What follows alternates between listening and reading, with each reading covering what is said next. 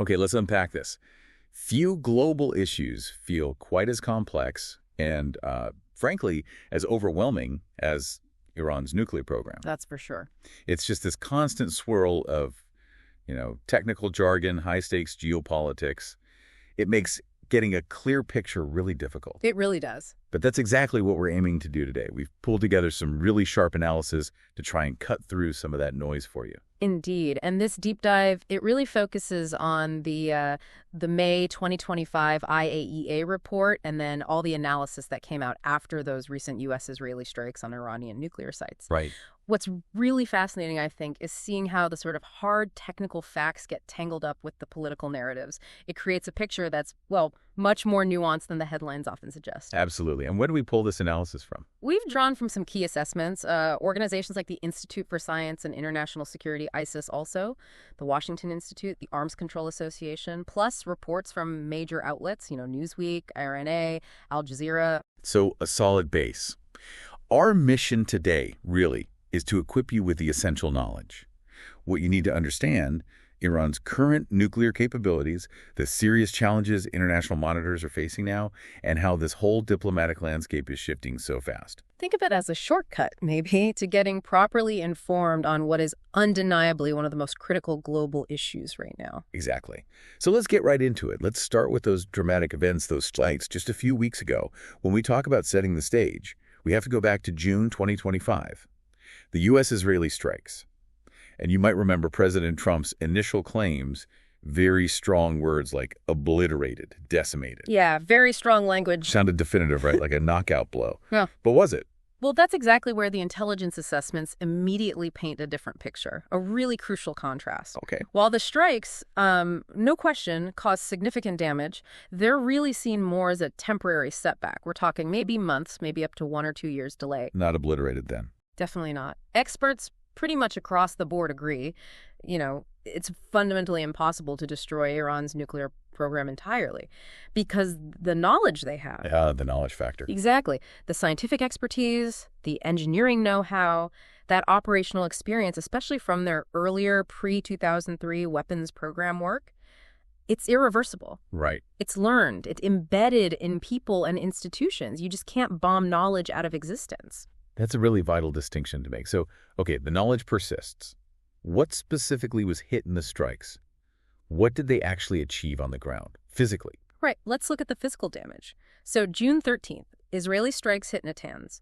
They went for the above-ground pilot fuel enrichment plant, the PFEP. That's where they test new centrifuges. Primarily, yes. Testing, optimizing new designs. They also had its electrical supply. But maybe more significantly, the underground fuel enrichment plant. The FEP, that's their main, most advanced site reports, suggest it might have been penetrated. And even if it wasn't fully breached, the sheer force, the vibrations from those bombs, that almost certainly damaged a lot of the centrifuges running inside. They're delicate machines. Okay. And Esfahan, that was hit the same day by Israel, and then later the U.S. got involved too. That's right.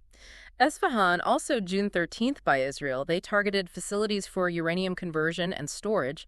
And importantly, this included an unoperated uranium metal conversion line. Uranium metal, that's key for a weapon core, right? Precisely. It's a critical step towards weaponization. Then later, June 21st, the U.S. targeted tunnel entrances at Esfahan, apparently leading to storage areas for enriched uranium.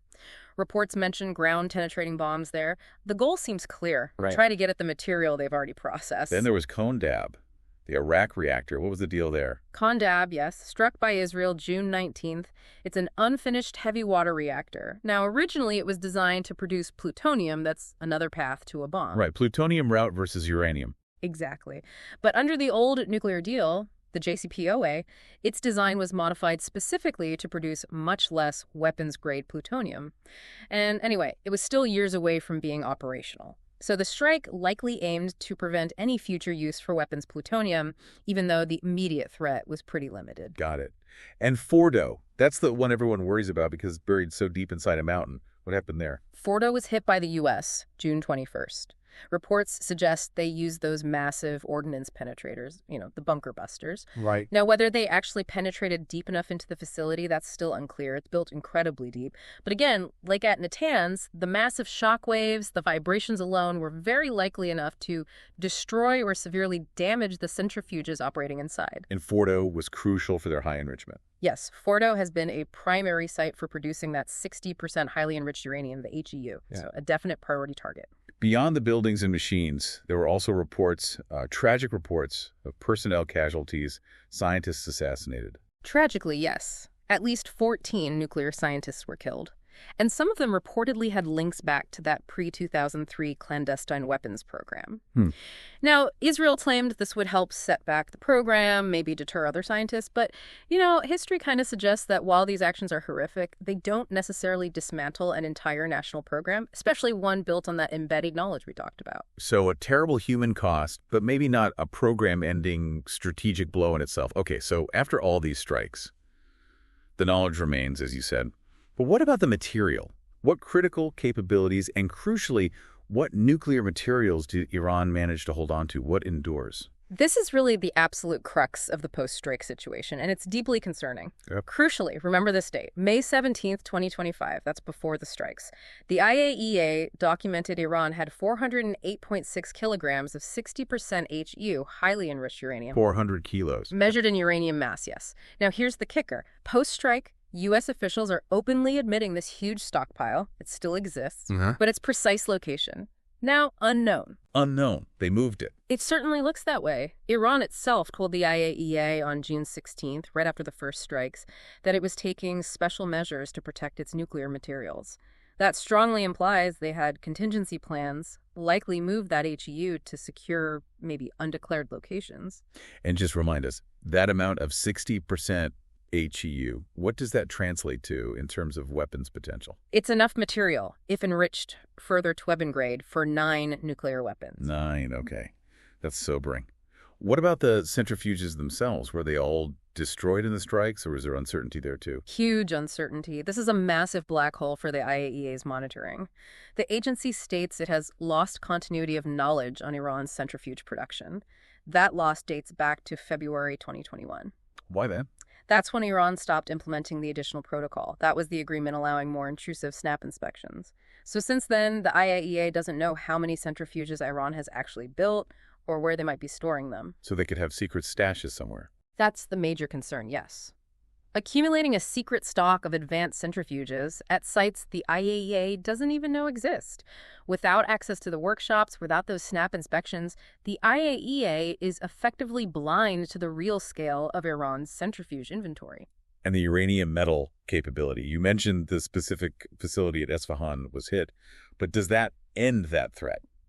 Or can they just rebuild that capability? You've hit a really critical point there. Yes, the dedicated facility at Esfahan was likely destroyed, but Iran still has the fundamental technical capability to produce uranium metal. They know how to do it. They know how. They've done small-scale production before, so they could likely reconstitute that capability relatively quickly, maybe somewhere else. And remember, uranium metal is essential for a warhead core. Retaining that know-how is a major proliferation concern. Okay, here's where it gets, well, frankly, really alarming. Even with the damage from the strikes, these reports outline some startlingly short timelines for Iran potentially producing actual weapons-grade uranium. It sounds like their braid-out capability is still a very urgent, very immediate concern. It absolutely is. It's the #1 strategic worry right now. Weapon-grade uranium, WGU, that's usually around 90% enriched uranium-235, the purity needed for a bomb. Right. And Iran's ability to produce that rapidly, even after taking hits to their infrastructure, that's what keeps international security folks up at night. So give us the specifics. What does the ISIS analysis say? What are the actual timelines we're talking about here? Okay, according to their assessment, Iran could take that current stock, the 408.6 kilograms of 60% enriched uranium, and convert it into about 233 kilograms of weapon-grade uranium in just 3 weeks using the Fordow facility. 3 weeks. And that 233 kilos is enough for? 9 weapons, assuming roughly 25 kilograms of WGU per weapon. 3 weeks for 9 weapons worth of material. That is incredibly incredibly fast. Does it get even faster for just the first weapon's worth? It does. The analysis suggests the first 25 kilograms of WGU, enough for one bomb, could potentially be produced at Fordow in as little as 2 to 3 days. 2 to 3 days. Yes.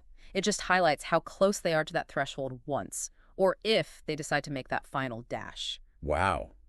Okay. And what if they used both Fordow and Natanz together for this final step? How much faster would that be?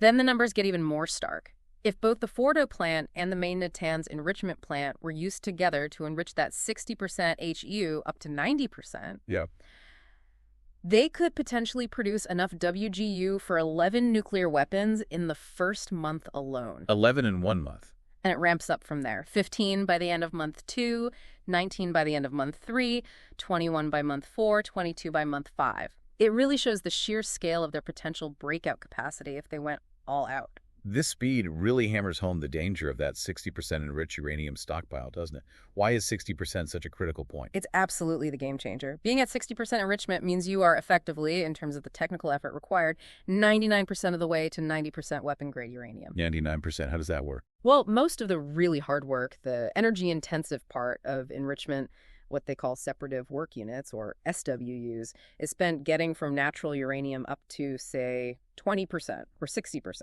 The final step, from 60% to 90%, is comparatively easy and very, very quick. I see. That's why the IAEA itself, in its usually cautious language, calls the significantly increased production and accumulation of highly enriched uranium by Iran as of serious concern. Because there's simply no plausible civilian justification for making that much 60% HU.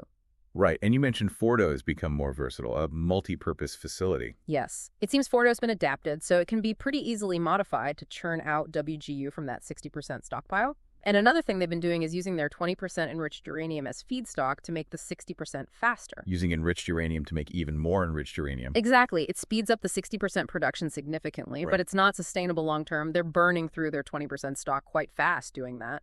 Analysts figured that stockpile might only last about 3 months past May 17th at that accelerated rate. Okay, so that's the technical capability, rapid breakout potential, lots of worrying material. What does all this mean for the international monitors? The IAEA, it feels like their ability to see what's happening is just collapsing. That's a very accurate and deeply worrying way to put it. The IAEA is facing huge mounting challenges. They're essentially trying to monitor a black box. What are the biggest problems? Well, one major issue is Iran kicking out experienced inspectors. And these aren't just any inspectors. These are people with years, sometimes decades, of deep knowledge about Iran's specific facilities, their history, their tricks. They know where to look. Exactly. Despite repeated requests from the IAEA Director General, even a Board of Governors censure resolution condemning it back in June 2024, Iran told the IAEA in December 2024 their position was unchanged.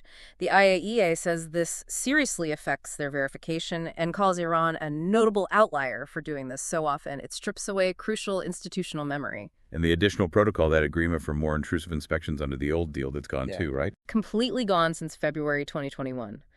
The AP gave the IAEA powerful tools like complementary access to undeclared sites, broader information from Iran. Without it, the IAEA no longer gets that deeper access or the updated info they need. The agency itself says it consistently expresses doubt about understanding key aspects of Iran's nuclear activities. Like trying to solve a puzzle with half the pieces missing. And blindfolded, yeah. It's like trying to verify a factory's output, but you're not allowed in half the buildings and you can't see their production logs. And they've actually removed monitoring equipment, too. Yes, making the gaps even worse. Iran took out all the IAEA equipment related to JCPOA monitoring. That includes things like the flow rate unattended monitoring FLUM gear at the heavy water production plant. That's been gone since June 2022. FLUM, what does that do? It's basically a specialized sensor that tracks material flow in real time, gives inspectors a continuous, objective pulse on activity. Removing it means the IAEA is completely blind to what's happening at that key plant. So, the cumulative effect of all this lost continuity of knowledge we keep hearing about, what does that mean in practical terms for the IAEA's job? It's arguably the most damaging long-term impact. The IAEA states flatly it has lost continuity of knowledge regarding the production and current stocks of key items. Centrifuges, the rotors and bellows that make them up, heavy water, even uranium ore concentrate. the UOC. And they can't get that knowledge back. They warn it will not be possible to restore. Imagine trying to audit a complex company after you've lost all historical records, the cameras are off, and you can't track inventory. It fundamentally cripples the IAEA's ability to provide any credible assurance that Iran's program is entirely peaceful. They simply cannot verify what Iran is really doing anymore. And then, after the recent strikes, Iran passed a new law making things even tougher. That's right, really doubling down. On July 2nd, 2025, Iran passed a law specifically barring cooperation with the IAEA. It goes further than before. It demands security guarantees for its sites and scientists, and an explicit acknowledgement of its NPT rights, including what Iran sees as its inherent right to enrich uranium before any cooperation resumes. So what happened then? The direct consequence was that IAEA inspectors formally withdrew from Iran on July 4th, 2025. The shutters came down completely. So, bottom line on monitoring, the IAEA's ability to even detect if Iran diverts nuclear materials to secret facilities is now, in their words, greatly diminished. That's an incredibly dangerous situation, a program moving deeper into the shadows. Okay, so given this technical reality, fast breakout, opaque program, where does that leave diplomacy? It sounds like maybe some willingness to talk, but also these really firm red lines from everyone that seem impossible to reconcile. That's the core tension right now. It's a very, very precarious diplomatic chessboard. On Iran's side, you have President Pezeshkian saying publicly, the window of diplomacy remains open. He's advocating dialogue over war, saying they'll use all political resources to defend Iran's natural rights. He's been clear Iran never sought war. But can they trust the other side, especially after the strikes? That must have done serious damage to trust. Huge damage. Pezeshkian asked very pointedly, how can Iran know for sure that in the middle of the talks, the Israeli regime will not be permitted to attack Iran again? He said the strikes damaged Iran's trust in the Trump administration's willingness to negotiate seriously, and accused Israel of torpedoing the talks by bombing during diplomacy. That erosion of trust is just a massive obstacle now. What's the main non-negotiable point for Iran, their biggest red line? Without a doubt, it's Iran's perceived right to enrich uranium. The Supreme Leader's advisor, Ali Balayati, couldn't have been clearer. If negotiations are to be contingent on halting enrichment, they will definitely not take place. That's fundamental for them. And beyond enrichment. They also want comprehensive sanctions relief, naturally, and they're demanding financial compensation for the damage from the U.S. bombing. Plus, looking regionally, they're pushing for some kind of security coordination, maybe within the SBO, the Shanghai Cooperation Organization, to monitor military aggression. Okay, so enrichment is Iran's hill to die on. What about the U.S. and the Europeans, the E3? Where do they stand, especially on enrichment? Well, President Trump has indicated he wants to negotiate. There's a pragmatic streak there, maybe. But the consistent U.S. position, their red line, remains zero enrichment for any final deal. Zero enrichment versus the right to enrich. That sounds like a complete deadlock. It's a direct fundamental clash, a huge hurdle right from the start. The E3, France, Germany, UK, they're also open to talks. Their main goal seems to be constraining Iran's capabilities through really strict inspections and monitoring. They're also thinking hard about using the UN sanctions snapback mechanism. Snapback. Remind me what that is. It's a provision from the old JCPOA deal that lets parties reimpose UN sanctions if Iran violates the terms. But their authority to trigger that expires in October 2025. So there's real urgency there. They feel they need to act soon, maybe by the end of July, if they're going to use that leverage. And what about China and Russia? They seem to be playing a bigger role here. They definitely are, and it's significant. Iran is actively looking for diplomatic support from Beijing and Moscow to strengthen its hand in any talks. And China and Russia, they seem pretty willing to provide that support, partly to counter Washington and its partners, exert their own influence. Geopolitics as usual? Pretty much. Russia, for example, quickly called the strikes unprovoked, pushed for political solutions. They're positioning themselves as maybe mediators, but clearly leaning towards Iran. From the U.S. viewpoint, there's an argument that keeping China and Russia out of future talks might be smarter strategically to avoid boosting Iran's position. Man, it sounds incredibly tangled. Deeply entrenched positions, almost no trust, very little room to compromise. Are there any ideas floating around for just how to start moving forward? Any frameworks? Yeah, people are brainstorming because everyone recognizes the current situation just isn't stable. Ideas include maybe interim deals, smaller steps just to solidify the ceasefire and, crucially, get IAEA inspectors back in. Baby steps. Maybe. There are also more ambitious ideas like multilateral enrichment consortia, maybe several countries jointly managing enrichment, possibly regional states helping fund rebuilt facilities for transparency, or maybe regional nuclear security centers to try and build some confidence between rivals. These are all paths being explored, but the challenges, the lack of trust, they're immense. So as you reflect on all this we've unpacked, consider this. Those recent strikes, they haven't ended Iran's nuclear program. They've really just pushed it into a new, arguably more dangerous phase. That seems right. The path to a verifiable diplomatic solution has become way more complicated. And there's real risk here that this whole situation, this pressure, could inadvertently push Iran's leaders towards deciding they need a weapon for deterrence. A dangerous calculation. Transparency is at an all-time low. Trust between the main players is basically shattered. So here's the provocative thought for you to mull over. In this environment, where the world is increasingly blind to what Iran's actually doing and diplomatic trust is basically gone, is the world accidentally pushing Iran closer to the very nuclear threshold it wants to prevent them from crossing? Or, despite all these huge challenges, is there still some kind of viable diplomatic off-ramp? What steps right now do you think are most critical to navigate this really precarious crossroads and somehow pull back from the brink?